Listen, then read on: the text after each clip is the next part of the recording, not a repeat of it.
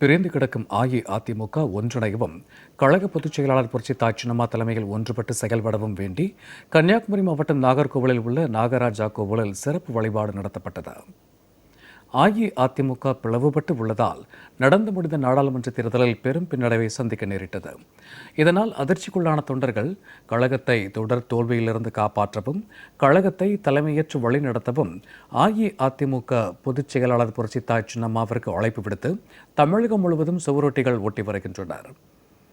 இந்நிலையில் அஇஅதிமுக பொதுச் செயலாளர் புரட்சித்தாய் சின்னம்மா தலைமையில் கழகம் ஒன்றிணைய வேண்டி கன்னியாகுமரி மாவட்டம் நாகர்கோவிலில் அமைந்துள்ள அருள்மிகு நாகராஜா கோவிலில் உள்ள 100க்கும் மேற்பட்ட நாகர் சிலைகளுக்கு மஞ்சள் பொடி, பால் உள்ளிட்ட பொருட்களால் அபிஷேகம் செய்யப்பட்டது. வழக்கறிஞர் கிரைஸ்ட் மில்லர் தலைமையில் நடைபெற்ற இந்த வழிபாட்டில் கழக தொண்டர்கள், பெண்கள் உட்பட ஏராளமானோர் கலந்து கொண்டு பிரார்த்தனை செய்தனர்.